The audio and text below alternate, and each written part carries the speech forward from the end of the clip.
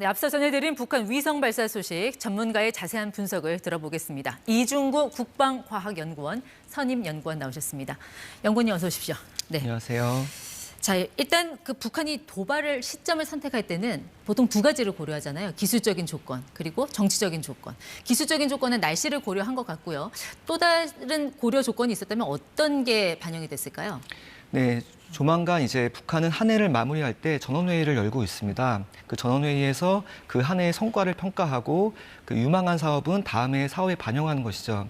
그런 점에서 올해 김정은이 주문했던 1호 지시로 주문했던 정찰위성 개발에 있어서 네. 성과가 있다는 점을 보였어야 되는 것입니다. 그래야 다음 해의 사업으로서 제시가 될 수 있는 거죠. 네, 근데 왜 예고한 시점보다 더 빨리 앞당겨서 도발에 나선 그 이유가 뭐였을까요? 그 북한 지역에서 날씨가 너무 좋았다고 합니다. 그래서 그렇기 때문에 우리 정부 쪽에서도 북한이 그 새벽 5시 이전에는 쏠 거다라고 이제 예상을 하고 있었던 상황인데요.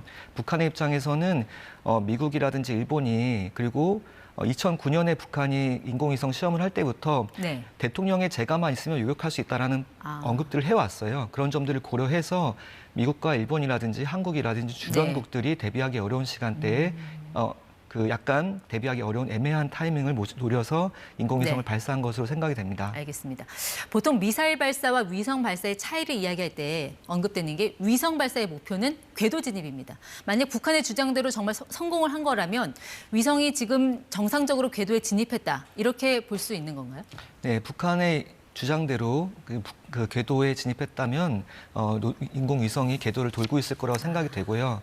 다만 인공위성의 날개가 제대로 펴져서 충전도 되고 그리고 미동이 없이 지상과의 교신을 할 수 있는가 그 점은 추후에 확인해야 되는 부분으로 남아 있습니다. 네, 그러면 그 위성이 제대로 궤도에 진입했는지 여부는 언제쯤 확인이 가능할까요?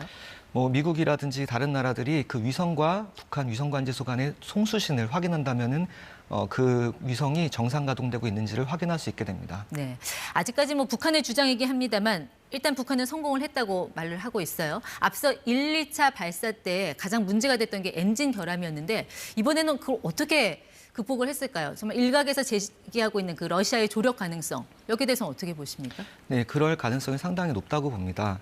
북한이 1차 그 위성 발사 때는 2단 로켓에서 이상을 보였고요. 예? 시동이 되지 않아서 1단 로켓과 같이 바다에 떨어져 버렸습니다. 네. 두 번째 실험 때는 2단 로켓은 잘 분리가 되고 가동이 됐지만 3단 로켓이 궤도를 잡지 못해서 비상 폭발이 됐습니다.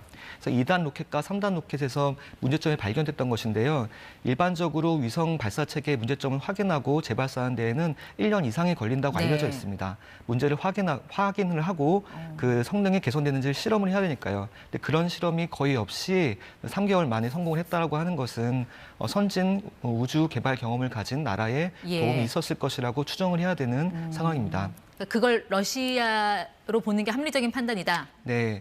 건가요? 네, 왜냐하면은 지난번에 북러 정상회담 때 푸틴 대통령과 김정은 총비서가 우주 기지를 방문을 했고요. 그리고 크렘린궁 대변인이 우주 분야에 있어서는 북한 우주 비행사를 훈련시키는 것 등에 대해서는 협력을 할 수 있다라고 명백히 발언을 했습니다. 그런 점에서는 우주 협력의 가능성이 상당히 높은 상황입니다.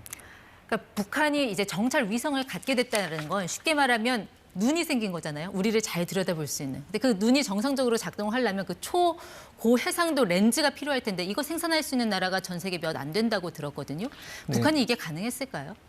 아무래도 불가능할 것이고요. 초고해상도 렌즈 같은 경우에는 30cm의 물건을 이제 확인을 하는 것인데 앞으로 우리가 발사하게 될 첨단 군사 정찰 위성에 포함되는 기술 등입니다. 네. 근데 북한이 그 정도 기술적인 수준까지 담아내서 이번에 위성 발사를 했을 것이라고는 보기 어렵고요. 그리고 실패 가능성도 분명히 염두에 뒀어야 됐을 거기 때문에 그렇게 값비싼 장비를 실은 첨단 군사 정찰 위성을 실지는 않았을 것으로 생각이 됩니다. 네. 또 정찰 위성이 제 기능을 수행하려면 그 지상과의 교전도 좀 원활하게 돼야 되잖아요. 교신. 네. 근데 북한이 그 교신이 가능할 정도의 IT 기술을 갖고 있을까요? 그 부분은 어떻게 평가하세요? 네, 군사 정찰 위성을 통한 통신에 있어서 또 북한은 많은 힘을 쏟고 있을 것으로 생각이 되는데요.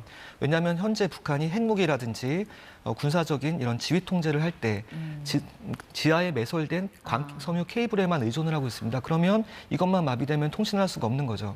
그렇기 때문에 핵무기를 가진 나라들은 통신 수단을 중복적으로 만들어야 한다고 말을 합니다. 그러기 위해서 군사 정찰을 통한 통신도 무게를 두고 있을 겁니다. 네. 그래서 통신 기술 그리고 관제 기술도 투자를 많이 하고 있을 겁니다. 예. 하지만 아직까지는 초보적인 수준에 있을 것으로 봐야 되는 것이 타당할 것 네. 같습니다. 그렇죠. 북한이 정말 자신이 있으면 이제 정찰 위성으로 뭐 서울 상공이나 군 기지를 촬영해서 그걸 공개를 할 텐데 그 단계까지 갈 수 있을 걸로 보시나요?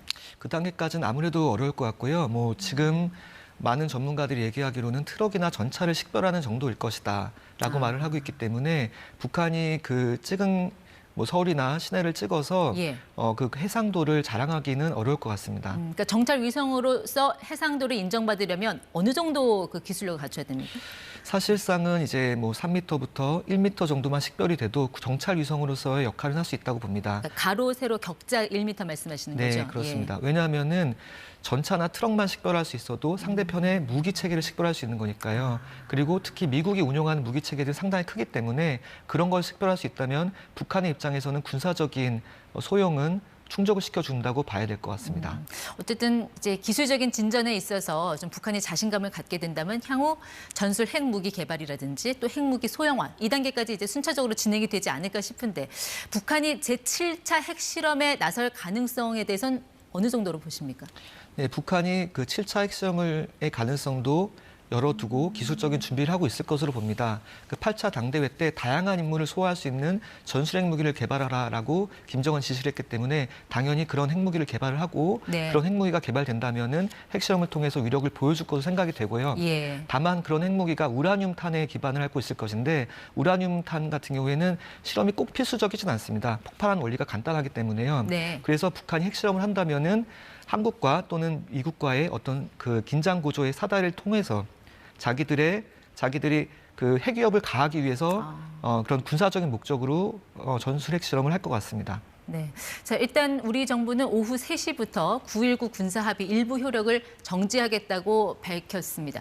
자, 일반 국민들 입장에서는 9.19 합의 내용이 뭔지 기억을 못 하시는 분들도 계세요. 어떤 조항이 달라지는 거고 그래서 상황이 어떻게 변하는 걸로 저희가 파악을 하고 있어야 될까요? 네, 9.19 남북 군사합의는 우발적인 충돌을 방지하기 위해서 남북한 군대 사이에 완충지대를 두는 겁니다. 그래서 완충지대 안에서는 대규모 군사훈련을 할 수 없고 그리고 전투기 같은 경우는 빠르지 않습니까? 네. 그런 빠른 무기를 사용할 수 없게 금지한 것입니다. 그런데 이것이 이번에 중동 지역에서 하마스 테러도 있었지만 이런 기습적인 공격 가능성을 네. 대비하는 데에는 오히려 한국의 안보에 위해가 될 수 있기 때문에 예. 공중 감시나 정찰이라도 할 수 있어야 한다는 주장들이 군에서 많이 제시가 되어 왔습니다. 그래서 달라지는 점들은 네. 그 완충지대는 그대로 있고요. 이 완충지대 안에서 비행기를 통한 정찰이 가능해지는 겁니다. 북한이 그거를 역이용할 가능성에 대해서도 좀 우려를 나타내는 분들이 계시던데. 북한이 이용할 수도 있겠죠. 그러니까 정치적인 명분으로 이용을 할 수 있겠지만 이미 북한은 무인기를 통해서 정찰을 하고 있고 남북 군사 합의를 지키지 않은 경우가 많습니다.